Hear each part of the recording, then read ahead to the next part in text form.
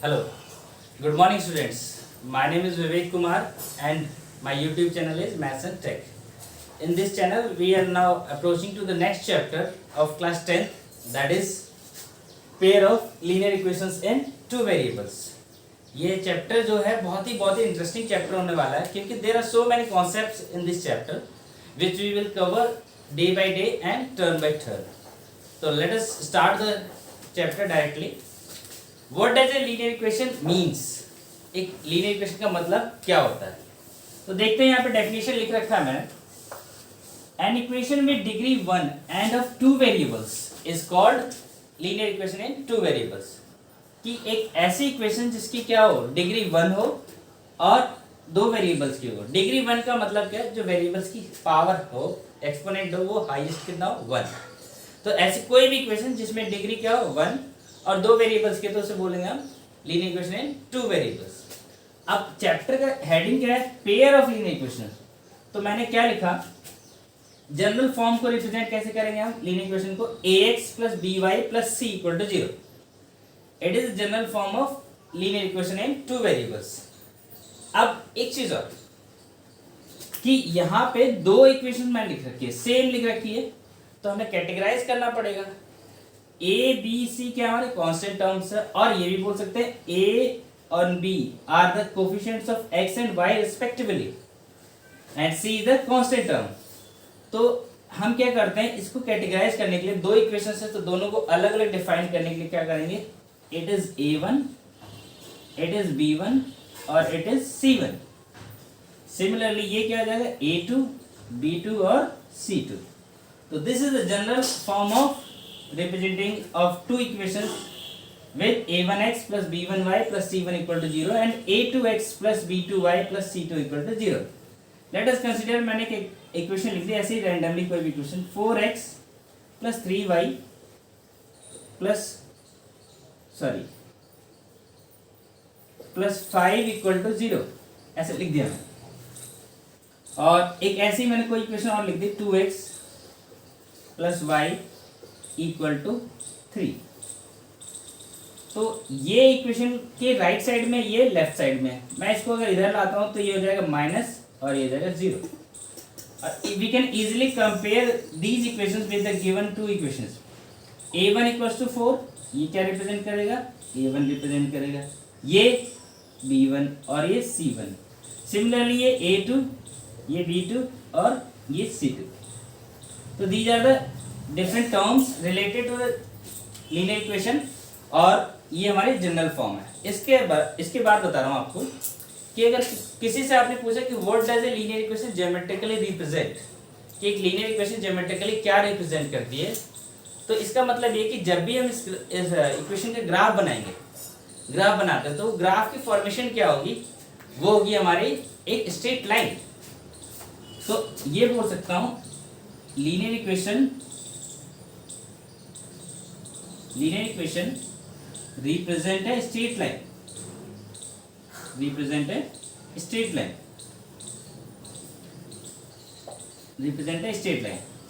This is called complete introduction of this linear equation in two variable. अब इसके लिए आप एक मिनट के लिए स्क्रीनशॉट ले सकते हैं, फिर मैं आगे कॉन्सेप्ट को थोड़ा और ब्रॉड करता हूँ, फिर समझते हैं आगे. यस, तो स्टूडेंट्स आप देख रहे हैं हम कि हमने समझ लिया था कि लीनियर इक्वेशन क्या होती है. अब कॉन्सेप्ट चैप्टर का आता है कि solutions of a linear equation और पेयर ऑफ लीनियर इक्वेशंस. तो जब भी हम दो इक्वेशन को बनाएंगे, यानी ग्राफ बना रहे होंगे उसका, तो दोनों लीनियर इक्वेशन दो लाइन रिप्रेजेंट करेंगी. अब दो लाइन रिप्रेजेंट करेंगे तो उनके सॉल्यूशंस भी कुछ ना कुछ होंगे. तो वो सॉल्यूशंस किस कैटेगरी पे होंगे, देखिए इसका सॉल्यूशन को दो क्लासिफिकेशन मैंने किया, एक ज्योमेट्रिकल मेथड और एक अलजेब्रिक मेथड. ज्योमेट्रिक मेथड में क्या होगा, ग्राफिकल मेथड, हम ग्राफ के थ्रू सॉल्यूशंस निकालेंगे, और अलजेब्रिक मेथड के थ्रू क्या होगा, elimination and substitution, cross multiplication and reducing equations, these 4 types. अब ग्राफिकल मेथड में आपको थोड़ा समझा दूं. देखिए, क्योंकि पेयर ऑफ इक्वेशन से दो लाइन को रिप्रेजेंट करेगा, तो दो लाइन किस तरीके से रिप्रेजेंट हो सकती हैं भाई, either they are intersecting lines, or they are parallel lines, they are parallel lines. और थर्ड वन केस क्या है, एक के ऊपर एक ओवरलैपिंग लाइंस होंगी, ओवरलैपिंग लाइंस। तो इन तीन कंडीशंस के अलावा ग्राफिकल मेथड में कोई और कंडीशन एग्जिस्ट नहीं करेगी। तो इन्हीं को हम ग्राफ के थ्रू सॉल्यूशन करेंगे अभी दो एग्जांपल्स के साथ। इसके लिए फिलहाल आप इस चीज को एक बार स्क्रीनशॉट ले लीजिए। यस, तो स्टूडेंट्स आप देख रहे हैं मैंने इस ग्राफिकल मेथड के लिए अब स्टार्ट करता हूँ थोड़ा समझने के लिए कैसे कैसे सॉल्व करना है और कैसे कैसे सॉल्यूशंस एग्जिस्ट करेंगे। देखिए मैंने यहाँ पे दो इक्वेशन लिखी है, 3x + 2y = 5 और 3x - y = 2। These are two pair of linear equations. तो अब क्या करना है हमें, एक लाइन को रिप्रेजेंट करने के लिए हमें कितने पॉइंट चाहिए थे, मिनिमम 2, क्योंकि लाइन को हम पास कर सकते हैं केवल और केवल 2 पॉइंट से। उस लाइन पे बहुत सारे पॉइंट हो जाएंगे, लेकिन एक लाइन को रिप्रेजेंट करने के लिए मिनिमम कितने पॉइंट चाहिए, 2 पॉइंट चाहिए। अब देखते हैं बारी बारी से दोनों के लिए सॉल्यूशन निकालते हैं। पहले इस इक्वेशन के लिए तो इसके लिए क्या करता हूँ, मैं एक बॉक्स बना लेता हूँ। यहाँ पे एक बॉक्स बना x एंड y। मैं क्या करता हूँ, यहाँ पे x की वैल्यू पुट करता हूँ और y निकाल लेता हूँ। सपोज करते हैं यहाँ पे पुट कर देते हैं 0, x की वैल्यू 0। तो इस इक्वेशन के अकॉर्डिंग क्या आ जाएगा, 3 × 0 + 2y = 5। तो ये तो 0 हो गया, 2y = 5 हो गया और y = 5.2। लेकिन हमारा कॉन्सेप्ट ये रहेगा कि हमें ग्राफिकल रिप्रेजेंटेशन जब भी करना हो तो अवॉइड करना है फ्रैक्शंस पार्ट को, अवॉइड करना है फ्रैक्शन पार्ट को। तो यानी कि आप x की कुछ ऐसी वैल्यू रखिए जिससे क्या हो, इसको ट्रांसफॉर्मेशन करने के बाद y की वैल्यू क्या आ जाए, नंबर आए, इंटीजर वैल्यू आए। तो चलो हम देखते हैं एक और एग्जांपल। सपोज करते हैं मैंने यहाँ पे रख दिया x की वैल्यू रख दी 1, x की वैल्यू रख दी 1। अभी x की वैल्यू 0 रखी तो y कितना है, 5.2। अब मैं क्या करता हूँ, x की वैल्यू 1 रख देता हूँ। तो x की 1 रखता हूँ तो क्या हो जाएगा, 3 × 1 + 2y = 5 और 2y = 5 - 3। तो y = 2/2 कट के आगे 1। And you will find that कि ये 1 आया, इंटीजर वैल्यू है, तो 1 और 1 का रिप्रेजेंटेशन करना हमें कोई भी दिक्कत नहीं करेगा। लेकिन एक नहीं, आप एक और वैल्यू निकालो, तीसरी वैल्यू, 2 से काम हो जाएगा, लेकिन 5/2 थोड़ा सा फ्रैक्शनल पार्ट है, इसलिए हम अवॉइड करेंगे। तो एक और वैल्यू निकालते हैं। सपोज कर लेते हैं हम x की वैल्यू 3 रख देते हैं, x की वैल्यू 3 रख देते हैं। तो 3 रखा तो क्या हो जाएगा, ये 3 × 3, यहाँ पे 3 × 3 + 2y = 5। तो it is comes out to be 9 + 2y = 5 और 2y = 5 - 9 अपॉन y = -4/2 कट के आगे ये -2, तो ये आ गया -2। तो ये एक सॉल्यूशन पॉइंट्स किसके हो गए, हमारे इस फर्स्ट इक्वेशन के। सेकेंड इक्वेशन के सॉल्यूशन के लिए भी निकालते हैं, सॉल्व करते हैं। सेकेंड इक्वेशन हमारी 3x - y = 2। तो इसके लिए एक बॉक्स बना लेते हैं और सॉल्व करते हैं x से y। मैं क्या करता हूँ, x की वैल्यू 1 पुट, मैंने इक्वेशन ले 3x - y = 2। अब यहाँ पुट करते हैं x की वैल्यू और y निकाल लेते हैं, या फिर आप y भी पुट कर सकते हैं और x की वैल्यू निकाल सकते हैं। मैंने क्या करा, अब की बार y पुट कर लिया, y की वैल्यू 1 पुट कर दी। तो ये क्या हो जाएगा, 3x - 1 = 2 और ये 3x = 2 + 1 यानी 3x = 3 और x = 3/3 कट के कितना आ गया, 1। एक सोल्यूशन ये आ गया।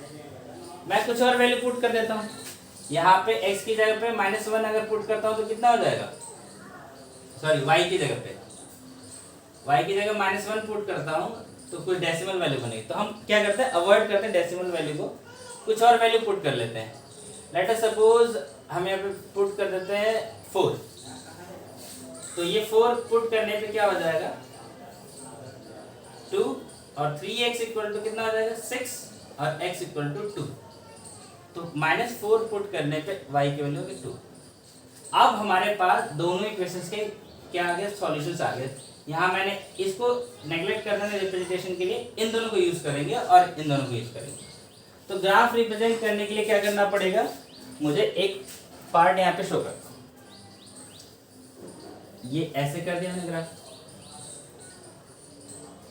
अब फर्स्ट इक्वेशन के लिए कुछ पॉइंट्स बना लेते हैं। ये 1 2 3 4, 1 2 3 4, फिर 1 2 3 और ये 4। Similarly 1 -1 -2 -3 -4, minus minus minus minus, ये 1 2 3 4, 1 2 3 4। अब फर्स्ट पॉइंट देखिए, 1 और 1, x पे 1 y पे 1, तो ये पॉइंट हो गया। सेकंड पॉइंट है 3, -2, x पे 3 y पे -2, तो x पे 3 ये वाला पॉइंट, y पे ये वाला पॉइंट, तो इन दोनों को ज्वाइन करेंगे तो एक स्ट्रेट लाइन बन गई, एक स्ट्रेट लाइन बन गई। और इक्वेशन किसकी है? 3x + 2y। तो इस इक्वेशन के ऊपर आपको रिप्रेजेंट करना पड़ेगा 3x + 2y = 5। सेकंड इक्वेशन के पॉइंट्स क्या है? 1, 1, तो एक तो पॉइंट यही हो गया। सेकंड पॉइंट -4 और 2, -4 और 2, ये पॉइंट, तो ये पॉइंट हो गया -4 और 2। तो जब इस पॉइंट्स को पास करेंगे यहाँ से, तो ये कुछ इक्वेशन इस तरीके से पास हो जाएगी। और आप देख रहे होंगे इस ग्राफ में कि ये पॉइंट कॉमन आया है, यानी कि जब भी दो इक्वेशंस इंटरसेक्ट करेंगी या दो लाइन इंटरसेक्ट करेंगी, तो उनका केवल और केवल एक ही कॉमन पॉइंट होगा, और यही क्या होगा? हमारा सॉल्यूशन। तो अगर मैं बोलता हूँ कि value of x and y, तो x = 1 और y = 1, ये हमारा आंसर हो जाएगा। So this is the graphical method for representing the equations. ऐसे ही एक और एग्जांपल करते हैं, उसके बाद और बेटर समझ में आएगा। और students, I really very sorry कि थोड़ा पॉइंट का प्लॉट मैंने गलत कर दिए। ये -4 और 2 है, तो ये x की वैल्यू तो नेगेटिव इधर आएगी और 2 यहाँ आएगा, यानी ऊपर की तरफ। तो ये पॉइंट यहाँ ना होके कहाँ पे होगा? -4 यहाँ पे और 2 यहाँ पे। तो -4, 2, इसको मुझे रफ करना है, इसको मैंने रफ कर दिया ऐसे। सॉल्यूशन पे कोई फर्क नहीं पड़ रहा है, वही आएगा, लेकिन रिप्रेजेंटेशन अलग हो जाएगा। तो ये हमारी इक्वेशन कौन सी हो गई? Second equation 3x - y = 2। तो this is the correct representation of the graph. Thank you. और इसको आप नोट कर लीजिए या फिर स्क्रीनशॉट ले लीजिए। फिर एक और एग्जांपल कराता हूँ ताकि और बेटर समझ में आए। Students, we have one more problem for graphical representation. ये मैं आपको सेकंड क्वेश्चन समझा रहा हूँ। देखिए, यहाँ भी दो इक्वेशन लिए मैंने, x + y = 5 और 2x + 2y = 3। दोनों के लिए थोड़ा फास्ट प्रोसेस करते हैं और तेजी से देखेंगे। इक्वेशन हमारी है x + y = 5। मैंने कोफिशिएंट्स क्या है यहाँ पे? सिंपल इक्वेशन लिए, टफ के लिए आप ट्राई करेंगे समझाने के लिए। देखिए, x की वैल्यू मैंने पुट कर दी 0 फर्स्ट इक्वेशन में, तो y कितना आ जाएगा? 5। y की वैल्यू 0 पुट कर दी, तो x कितना आ जाएगा? 5। दो सॉल्यूशन निकल गए। अब इसके लिए क्या करते हैं? ऐसे दो सॉल्यूशन निकालते हैं। x y, भाई x की वैल्यू अगर पुट करता हूँ 0, तो y आ जाएगा 3/2। फ्रैक्शंस को अवॉइड करते हैं, तो हम सॉल्व करना पड़ेगा विषय में। x की वैल्यू मैं रख देता हूँ कुछ नेगेटिव वैल्यूज। तो सपोज करते हैं मैंने वैल्यू रख दी 2 3 या 6। हम थोड़ा सा चेंज कर लेते हैं इसे, इस वैल्यू को चेंज कर लेते हैं। सपोज कर लिए मैं यहाँ पे रख दिया, मैंने 6 रख दिया। तो ये 2 × x, 2x है। x की वैल्यू पुट कर दो 0, तो y कितना आ जाएगा? 3। और y पुट कर दो 0, तो x कितना आ जाएगा? 3। बहुत सिंपल से तरीके से इस ग्राफ को रिप्रेजेंट करके मैं कुछ समझाना चाहता हूँ, इसलिए मैंने सिंपल इक्वेशन लिया। तो हमारे पास दोनों इक्वेशंस के पॉइंट्स आ गए। अब सॉल्यूशन को, ग्राफ को हम रिप्रेजेंट करते हैं।